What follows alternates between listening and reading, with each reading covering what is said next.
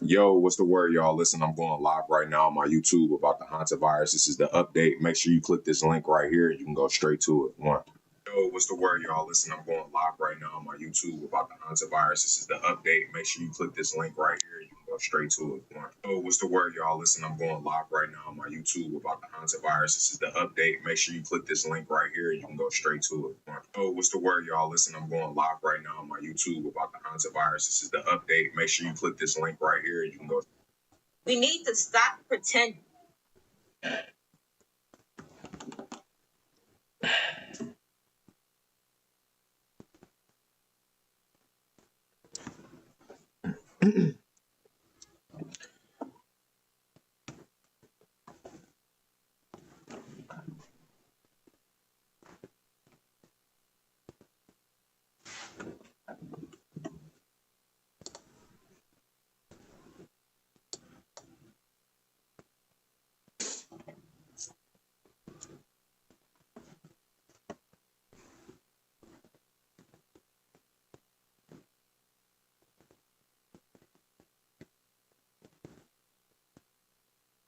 Yo, what's happening? Hey, listen, y'all, I'm going live right now on YouTube. If y'all go on my stories, click the link in my bio. It's going to take you straight to my live stream. We about to jump straight into it. I don't got as much time as I did yesterday, but I'm about to give y'all the update on what's going on with this hantavirus stuff. So let's get to it. All right, so the major thing that I want to talk about today that's going on is the fact of how they are not really being direct with what's going on.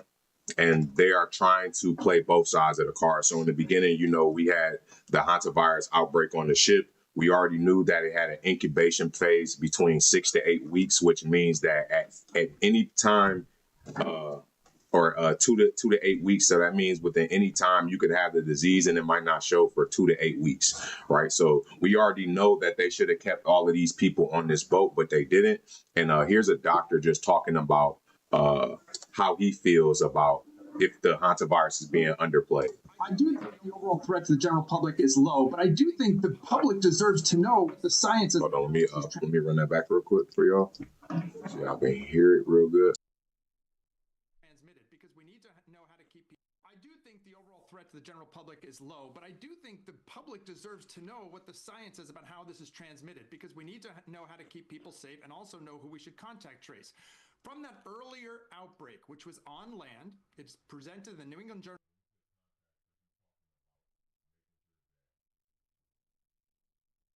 And when he says contact trace, he's talking about making sure that anybody that came in contact with that they don't know about, that might not necessarily been on the ship, that they need to be tracing that person and keeping track of them and making sure they don't have any crazy symptoms or anything. Medicine. The first set of human-to-human transmission with this exact virus happened at a birthday party. And at that birthday party, which was only 90 minutes, there are reports where one person transmitted to another where they did not have any physical contact and in fact simply said hello to each other in passing.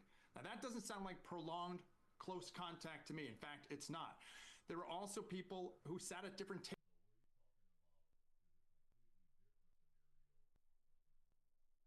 So what he's talking about is a completely different scenario that happened in 2010, which was another hantavirus outbreak or situation that happened at a birthday party. And what's so crazy is that, he was saying that they were contracting the virus between each other and they hadn't even been sitting at the same tables at this birthday party. They hadn't been talking or touching, and that the virus traveled through the air. So I think that it's crazy that, all of a sudden during this time when the hantavirus is coming out, we know how deadly that this virus can be. It can be traveling through airborne, basically just being in the vicinity of somebody, you can get this virus. They know all of these symptoms, right? But however, they're playing it as if, oh, it's nothing that you have to worry about. But this is why it doesn't make sense, because on one end you have, it's nothing that we need to worry about. And then on the other end, you got doctors saying that, yo, this disease is very dangerous, right? And if the government or, you know, the World Health Organization truly believes that it's nothing that we have to worry about, why is this story getting so much coverage? Why is this story getting world coverage? Why is Donald Trump speaking on this if it's nothing that we need to worry about? And I'm not saying that, and I'm going to say this multiple times, I'm not telling y'all to be fearful of the disease. I'm not telling y'all to, you know, freak out and think that this is something that you need to worry about as far as catching it or anything like that. That's not what I want y'all to be worried about. I just want y'all to follow and understand how they're getting ready to orchestrate and turn this into something bigger, to where how they show you they're creating the problem and how they're allowing it to happen. It's a disease that we know takes up to 8 weeks to show itself, but we're going to release everybody off these boats into the world, even though we know that it has a 40% mortality rate. And then they're going to play it like, oh, actually, guys, this was something dangerous and we shouldn't have let it out. And now we have to take situation. That's the whole, that's exactly where they're going. So let me keep playing it. Tables at that birthday party and got sick. One man at that party who got sick eventually died, passed it to his wife. At his funeral, she transmitted it to 10 other people. So I think we've been underplaying exactly how this is spread, that you need some prolonged, close, or physical contact, when in fact the evidence suggests it can be transmitted by people who aren't in close contact, and in fact it can happen rather rapidly. Okay.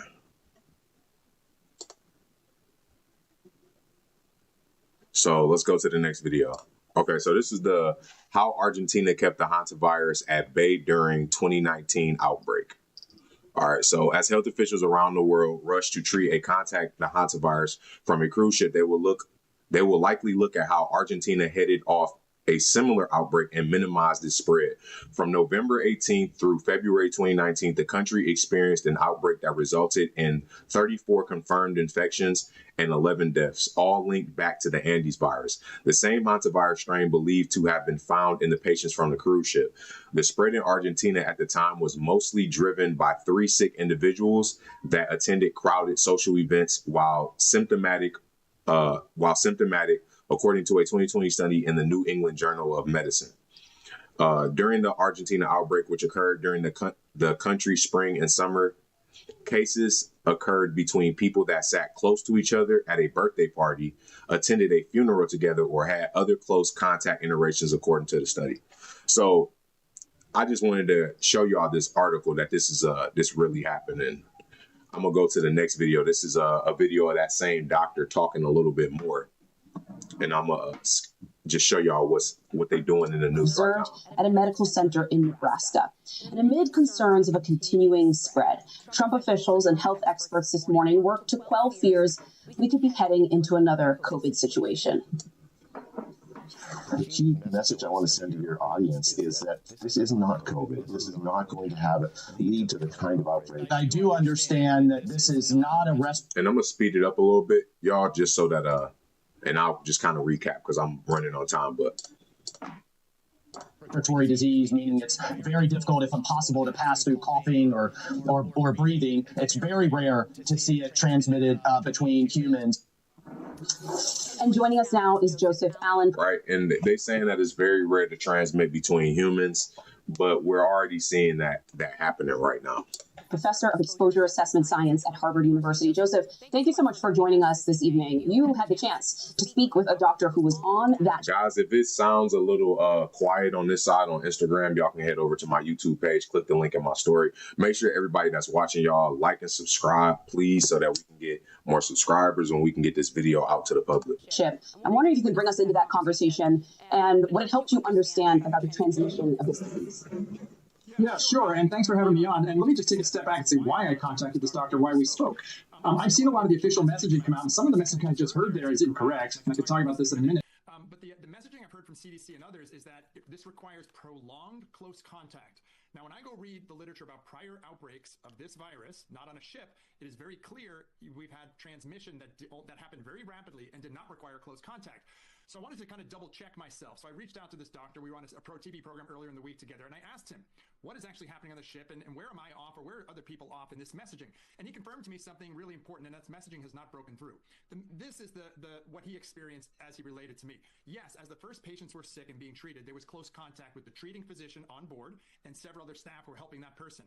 Those people got sick. In fact, the ship's doctor got removed from the ship. This other passenger, who happened to be a doctor, then stepped in to start to treat patients.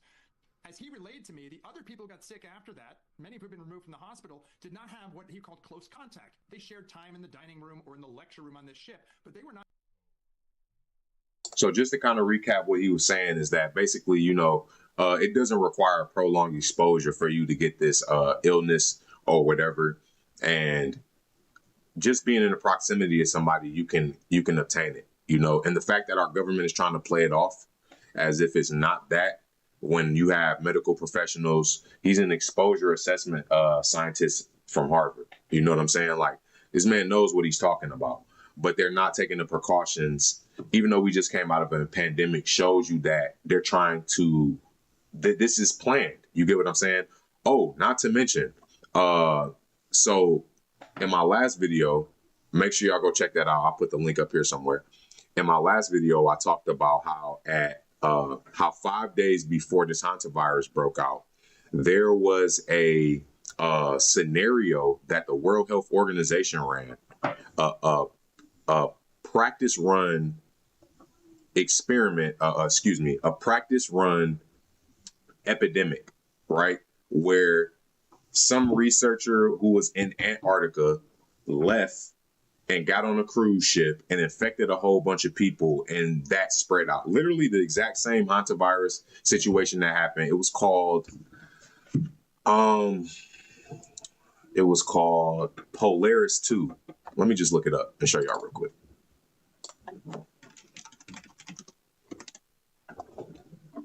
Polaris 2. Hold on. Let me do something real quick. I'm about to look this up so y'all can see exactly what I'm talking about. Because I was just going back and forth with chat yesterday on it.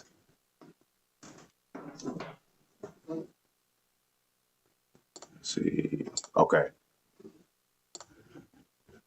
Here it comes.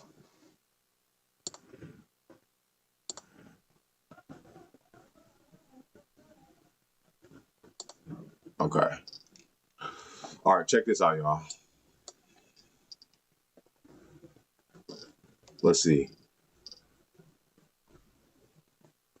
Okay, so I was asking Polaris because I was watching this video where this guy mentioned how they ran the exact same experiment, a fictional trial of what's happening on the hantavirus 5 days before it happened, right? So here's the chat GPT, me going back and forth with chat. And y'all can look this up yourself.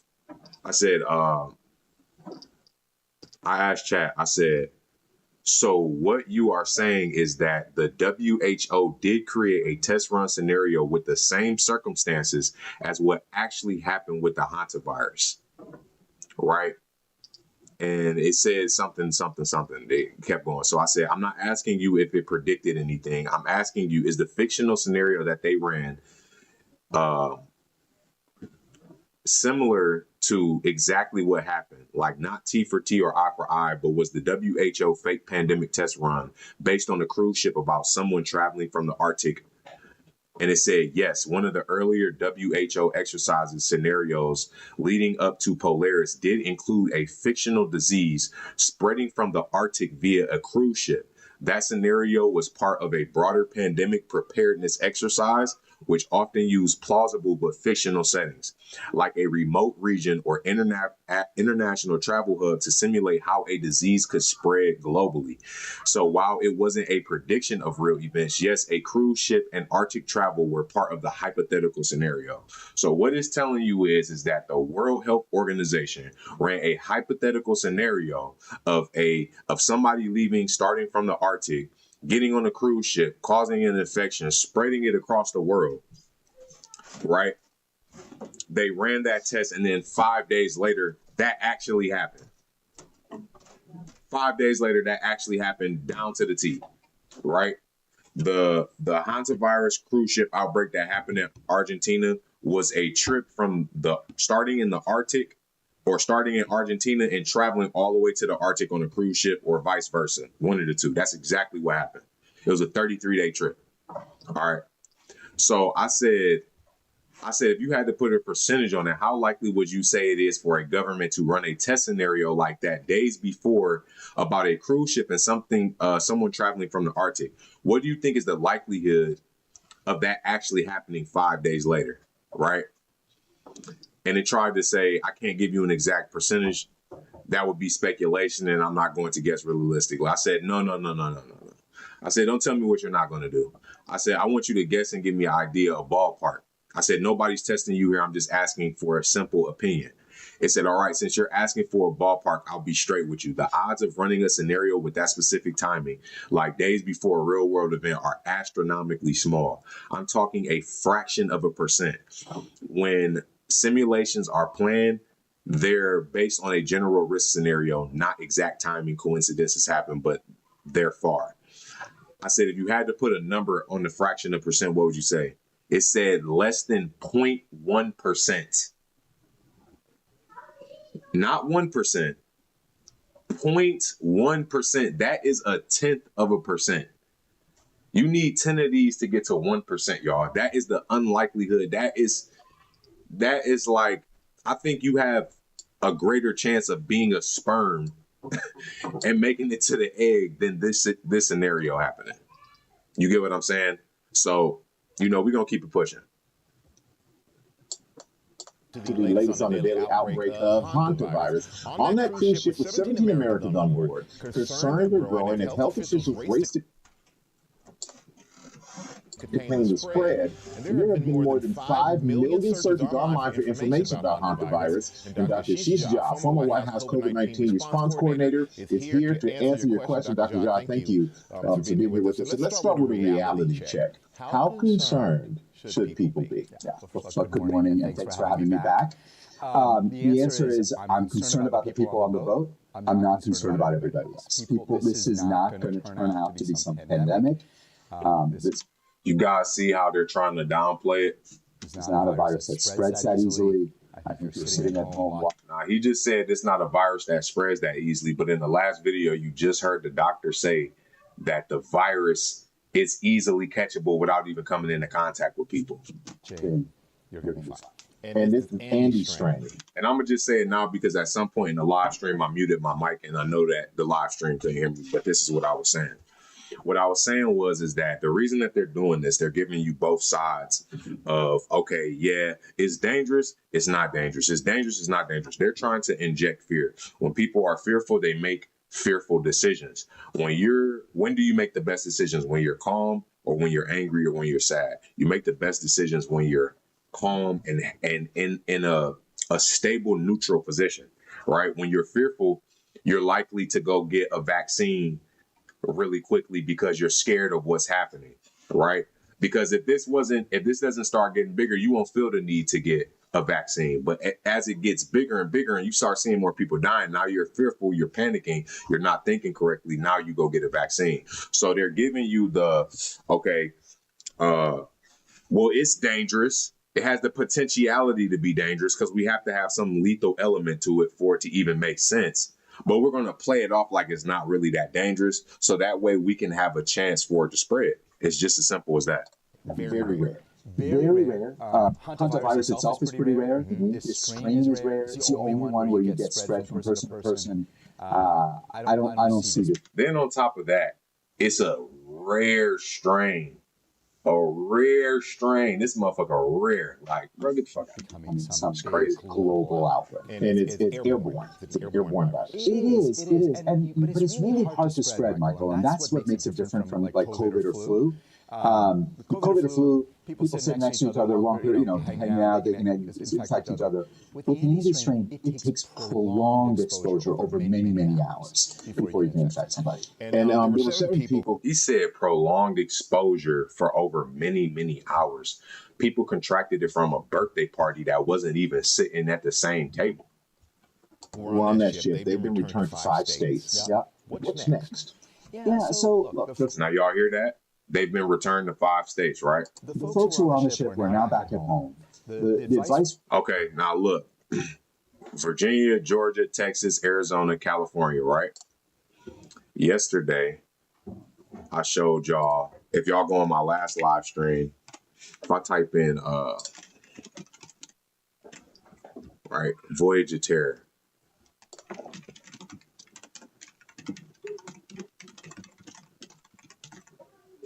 Right? Now, y'all seen that shit said Atlanta, right? This is the video I showed y'all that pretty much was predicting what was going on in the virus, right? Now look at this. Look, where is one of the locations in this movie? To an outbreak This is Dr. Ellisi, the Center for Disease Control. that has become an epidemic, We have an emergency on the Orion Star. a virus. You see what I'm saying? The Center for Disease Control in Atlanta. It's not ironic. I know it seems crazy, y'all, but it's not ironic that the only city that is represented in this is the Atlanta, which is one of the places that one of the residents went back to, right? Georgia is one of the places that a victim went back to, right? It was in the movie The Terror. In the last video I showed y'all, it was a dude who tweeted on 2023 that COVID was going, in 2022, he tweeted that COVID was going to end in 2023 and Hanta was going to start in 2026. And that's what's going on. So we got Georgia, which was in the Voyage of Terror. Then you got Arizona, which is one of the 4 corners. The first outbreak that ever happened in the United States was in 1993. It happened and it spread in these 4 states. Arizona was one of them. It just so happens that the two states that have been mentioned and the other videos are part of this. For them, and what public health officials should be doing is just monitoring them, making sure they're not developing symptoms. You don't spread this virus until you have. As a matter of fact, I'm about to show you how.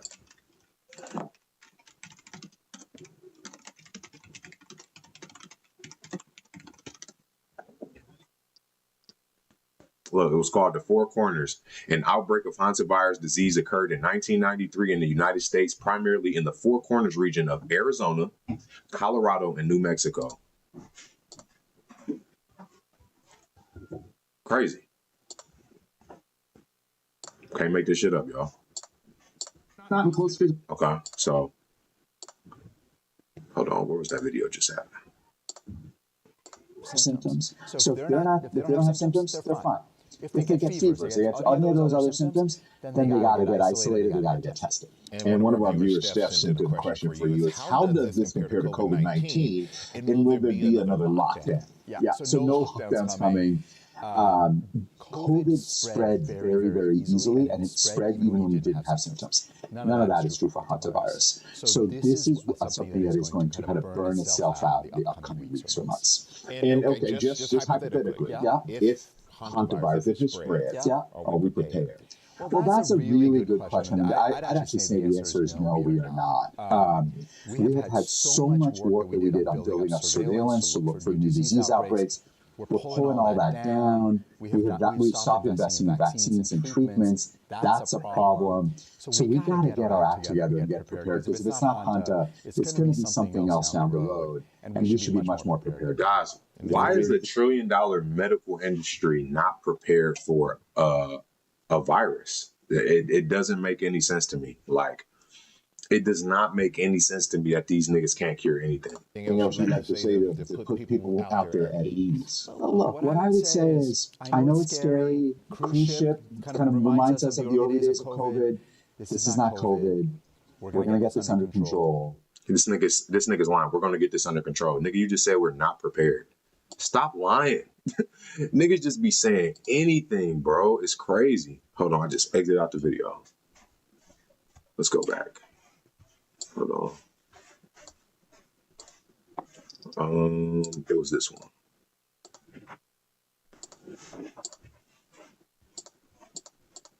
HANTAVIRUS being underplayed.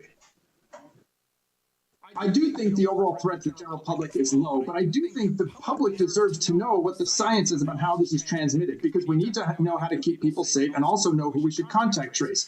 From that earlier outbreak, which was on land, it's presented in the New England Journal of Medicine, the first set of human-to-human transmission with this exact virus happened at a birthday party. And at that birthday party, which was only 90 minutes, there are reports where one person transmitted to another where they did not have any physical contact and, in fact, simply said hello to each other in passing. Now, y'all heard what he just said. Just contradicted everything bro just said. All right. Now, this is somebody who had the hantavirus back in another time, right? And the reason that I'm showing this is because it's like, this is a person that got the hantavirus outside of the birthday party, outside of the cruise ship. And, you know, it's just like, why is the news making such a big deal about it? Why are they finding people this one person who had the hantavirus to try to, like, it's not making any sense. The messaging not making no sense. Why are y'all doing all of this if it's not going to be a big thing? We know that all of these news networks are controlled by the same person. I'm about to show y'all.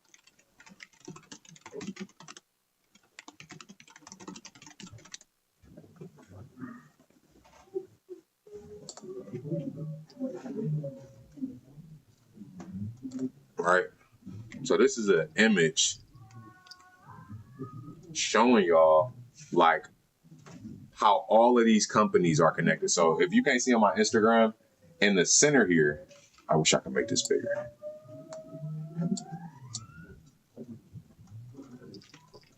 Okay, in the center here, you got, you know, all of these, you got Sony, Time Warner,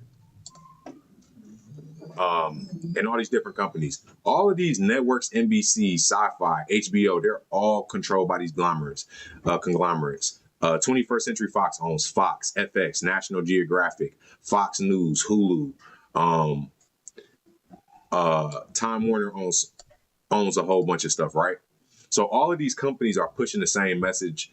And if you go look back, I guarantee you all of these companies that's in the center are owned by just a few companies. So it's only 6 companies that are in control of all of these networks, right? So all of this messaging that you're seeing, it's getting pushed because they want to. These are the biggest companies in the world. Why are the biggest companies in the world talking about a virus that that's not dangerous? Why are they making their workers and employees go out here to these islands and study and try to figure out all of this stuff if it's not that big of a deal? Why is the government getting big? Hell, we wouldn't even know about this shit if it wasn't for them.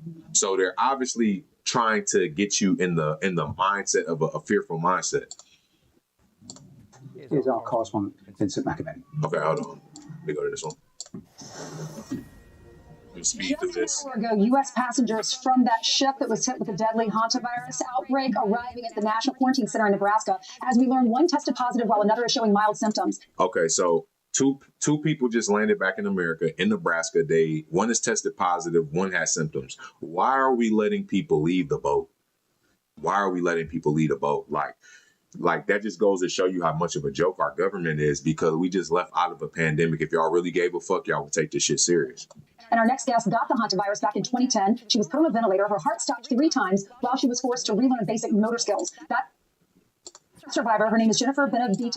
Right. So you heard what happened to the girl who caught it. This isn't a new one. This is a girl that got it in 2010 she's talking about. But the 2 patients from Nebraska is currently happening. She joins us along with Dr. Mark Siegel, who is the author of Miracles Among Us. Dr. Siegel's here on set. And Jennifer, thank you so much for joining us. Jennifer, tell us your story. What did you go through about 16 years ago? Well, I was at my father's house, and we were having Christmas. And I lived about an hour away from where I was at that time. Well, they're not. First of all, Jennifer sounds like a hero because she completely recovered from all of this. And you can have long-term brain fog and long-term troubles concentrating. She doesn't seem to have that. And she sounds like she had Hanta pulmonary syndrome, which is the worst part, where her lungs were filling up with fluid. The people now, I want to reassure the public about the people now. The WHO just told me that the passenger that was testing positive a week ago is probably negative. They can't say for sure. All tests have been negative, and this patient has no symptoms. That's the one that tested weekly positive. Other tests are negative. The other one that's having symptoms hasn't tested positive yet. Here's the point. They're all going to University of Nebraska Medical Center. You and I were talking about that place. I was there during COVID. They are phenomenal at not only isolating people, not only using their biocontainment unit, not only are they #1 in the country, but they'll also study both the patient and the virus. And they're going to answer a question that I have. Are we sure that this virus has not changed from previous strains? Can you explain why a positive test and then a negative test? Because it's a PCR test that can be what's called a false positive. We saw that during COVID as well. So this is what I really wanted to show y'all out of this video, how he's talking about the false positive and negative. What he's saying is basically they'll test somebody and it might be a false positive or negative. Whatever it's saying is that when they test them, it might not be there at the time they test them, but it could be. Okay.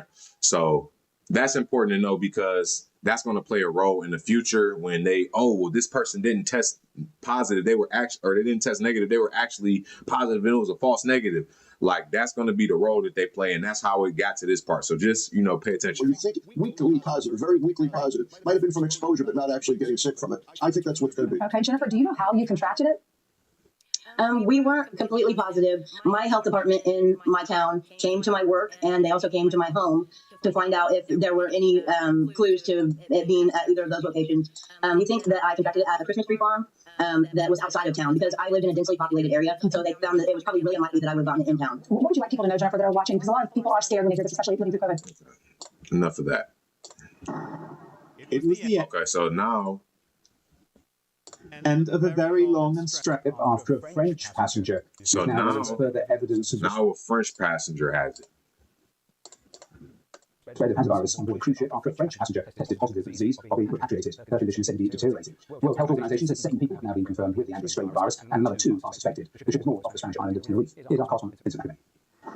It was the end of a very long, stressful journey. They pulled into Arrow Park Hospital. None of those on board had symptoms, but the UK authorities weren't taking any chances. The 20 British nationals, as well as a German resident of the UK and a Japanese national, 20 UK people got it.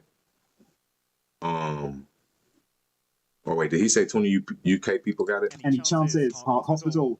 None of those on board had symptoms, but the UK authorities weren't taking any chances. The 20 British nationals, as well as a German resident of the UK and a Japanese national, will spend 72 hours here on the Wirral being tested. And then, if all is well, they'll self-isolate either at hospital. Okay, so look, 20 UK people got it. Not the actual virus, but they're being isolated. 1 German national and 1 Japanese national are all going to this hospital to be isolated for the next 72 hours. If they don't have it in the 72 hours, then they're going to send them home and they're going to self-isolate. Why are y'all letting people leave in 72 hours if the incubation period is 2 months? Sorry, guys. We know you have a life, but you could potentially cause a pandemic. You're going to have to stay here in the hospital for 6 to 8 fucking weeks. This isn't rocket science, guys. This is stuff that you would think that the people who are running our hospitals and running our governments would have the common sense to understand, but they don't. They do, but they just don't give a fuck. Accommodation or at home for 6 weeks. We're going to be testing them very extensively, looking for any presence of the virus. So people will remember PCR testing from COVID days, so we'll be using that to look for the virus, and also checking their blood for the presence of antibodies that might suggest they've been exposed to it during cruise previously. The MV Hondius dropped anchor off this port in Tenerife on Sunday morning, with the passengers having spent weeks at sea, with the hantavirus outbreak confirmed on board, and the news that 3 of their fellow passengers had died. And so the complex operation to get people off began. First by small boat transfer, they were carried ashore in full protective gear. Then with their belongings specially wrapped, they were put on buses, with a thumbs up and away from these British passengers. And finally, they were on their way home, with this special charter flight taking them to Manchester Airport. Arrow Park Hospital has experience of this kind of thing. Back in 2020, it took in the British nationals evacuated from Wuhan, China, at the beginning of the COVID pandemic. But hospital bosses also recognise that those memories may cause local anxiety. The fact that we were the sort of the isolation centre for COVID, for the coronavirus before it was a pandemic, that may trigger some people to feel more anxious about what that might mean. But really, this is an understood known virus that that can be managed appropriately, and so it's very, very different. With the latest news from the US will be a concern. The 17 US nationals who've been on board the ship now back in America, one is said to have mild symptoms, and another has tested positive. All right, so y'all just heard So y'all just heard that 2 people back in America are tested positive for this shit. British paratroopers have landed on Tristan da Cunha to assist a UK national who had disembarked crews on the remote mid-Atlantic island and who now has symptoms of the virus. Oxygen was among the supplies airdropped to him as stocks on the island are critically low. Vincent McAvenny, BBC News. Okay, so that's really all I wanted to show y'all out of that. I want y'all to listen to this video by I believe his name is Lenny Moreno. Listen to what he has to say, because I agree with a lot of what he's saying. You may have heard about the cruise ship that's been stranded for days near Cape Verde. They had a rare virus outbreak that left 3 people dead and a few more sick. And it's allegedly due to a thing called the HANTAVIRUS, which is, listen to this, an airborne virus that comes from rodents' droppings, urine, or saliva, and that also transmits from human to human. What was the COVID story again? It came from a bat and a pangolin and some wet market. Hear that? Y'all hear that? That's the same. It's the same story. It came from some random animal. Like, bro, y'all got to do better with y'all stories. Like, use ChatGPT or something. Like, this shit is ridiculous, bro. And do you remember in January 2020, the people stranded on the Italian ship? A lot of similarities. But wait, in this one, there's a plot twist. One woman left the ship and collapsed at the airport in Johannesburg, probably infecting other people, just like in the movie Contagion. Now, the fake news media is sharing this blogger's video on purpose, trying to spread fear amongst us. All we want right now is to feel safe. You can act like a man. What's wrong with you? These fear campaigns usually starts with the WHO saying there's nothing to worry about, but we're monitoring the situation in case people fall for it. And that's when they crank the story, the fear meter, and the mandates. So let's do ourselves a favor and keep that story right where it belongs.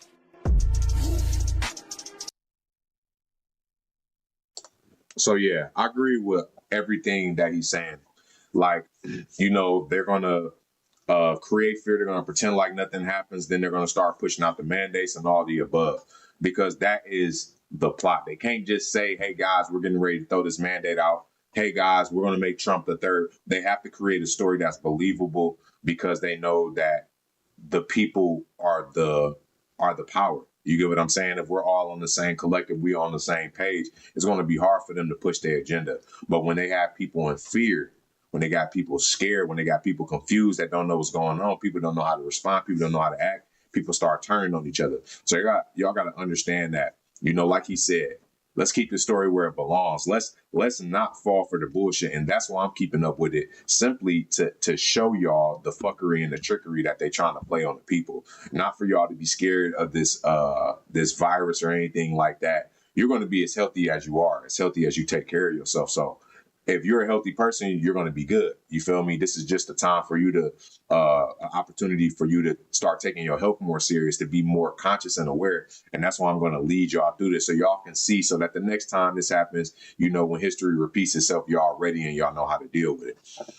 This is the last thing that I wanted to show y'all. So, or actually 2 more things, but this is, I literally texted my mom last night, you know, because she watched the video, and I said, Mom, how much you want to bet that Donald Trump will be talking about this very soon, right? Literally 9 hours later, Donald Trump is here. He is, right? Listen to this guy. Go ahead, please. Thank you, Mr. President.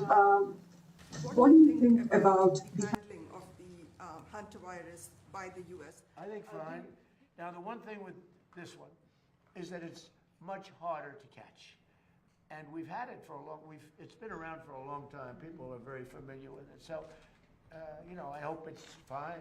All I can do is everything that a president can do, which is actually somewhat limited. But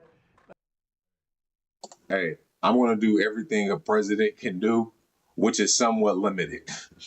In other words, I'm not going to do a goddamn thing about it. So don't look for me when this shit gets out of hand. That pretty much, that's what he's saying to me. It seems like it is not easy to spread. In fact, it's in certain ways very hard to spread. It's been, we've lived with it for years. I ain't gonna lie though, that tie that Donald Trump got on there is pretty fly. I go Many years, and we think we're in very good shape. We're very careful. We have this under control, and we're not worried. We have this under control. We're not worried. How y'all got this under control? Last bro in the video just said we have no plan for this shit. We're not prepared for it. You have nothing to worry about, but niggas is dying from this shit. You see how they plan it? Worried about it. But the CDC took 4 days after the WHO issued its, alert. Why was it? Why did it take the US 4 days to issue an alert? That's right. Get on their ass. It's not true. As soon as determined that the virus was out there, we issued an alert. The alert means nothing. They acted very quickly. I saw the alert too. Give me a they acted very we acted very quickly. I saw the alert. We handled everything. We perfectly controlled it. And my hair is just a mate. Nigga, shut your ass up. That doesn't sound like prolonged. Shut your ass up. And it looks like that anybody's lifelong, but it looks like it's just a disease that we've had around. Very small way for a long time. Not a good one to catch because, it's a very severe disease if you catch it, but it's very hard to catch. Nigga talking in circles. Bunch of baloney. That's what I think about it. It's a bunch of fucking baloney. All right, last thing I'm gonna show you guys is the map. So I'm gonna end up building a timeline, essentially, of what's going on. All right, so this is an image I got from this guy's video. Shout out to him. Disembarks on Sunday. So this is a timeline showing y'all. Let me grab this so y'all can see on here. This is a timeline of the events. All right, so right here is where it started in Argentina, right? Everybody landed at the Canary Islands. And then from there, we had 18 people go to the US. We had 4 people go to Canada. We got 2 people go to Ireland. We got 22 going to the UK, 14 going to Spain, 5 to France, 26 to the Netherlands. 26 to the Netherlands, and then 3 to Turkey. So these are all pretty much all around the world is where this shit went. All right. All right. So let me go to the next image. Okay. This is a more up-to-date one. All right. So Argentina, 170 sets off with 175 people on board. Boom. First victim dies April 11th. Okay. One person leaves on April 13th. Mind you, they don't even know that it's a virus at this point. They thinking that bro died of natural causes. Okay. Moving forward, April 13th, one person gets off and leaves. So he could potentially have a virus. They don't know. Obviously, he has the fucking virus. He's on the boat with all of them. And he got off before they knew. April 24th, 32 people disembarked, including body of first victim and his wife. So all of them was infected. So these are 32 people that left before we even knew that the virus was, we even knew about the virus, and they've been moving around, spreading around since April 24th. It's May 12th. They don't even know where these people are probably or who they've come into contact with. Around April 26th, wife of first victim dies 2 days later. Okay. April 27th, Ascension Island, 2 people are evacuated. 1 later confirmed with hantavirus. So people over there is infected. May 2nd, 3rd victim dies. So within a span of like 2 weeks, 2 people have already died. 3 people have already died from this virus. May 6th, 3 people are evacuated. Okay. And then at the Canary Islands, evacuation of remaining crew and passengers began. So this is where everybody left off at. So that's what's going on right now, y'all. That's the update as of right now. I wanted to show y'all mostly just one, how they try to spread the fear and how they getting prepared to, push out certain things, y'all. Don't let them inject nothing in your body. Be smart about this. Pay attention. I got another video up on my YouTube. Like I said, I'm going to be following the story till it ends. just so that we can go all the way through this. Make sure y'all join the Discord. If you go on my last post, comment Hanta, I'll DM you the links to all of the relevant stuff you need to know about what's going on. The Discord, we're gonna be putting information in there. We're building a community in there. It's called the God Family. Y'all can go on my main page and click the God Family. You'll see it, and then you can join the broadcast channel on my Instagram. We got almost 2,000 people in there. We're just putting out information, keeping y'all up to date. And then also, I said the Discord already. And then my book is available, Just Waking Up, the Spiritual God book, teaching y'all how to maintain your health, understanding the chakras, understanding about the third eye. And then I just got a whole bunch of other stuff, music and whatnot on my music page. But make sure y'all go check out the videos. And yeah, love, peace.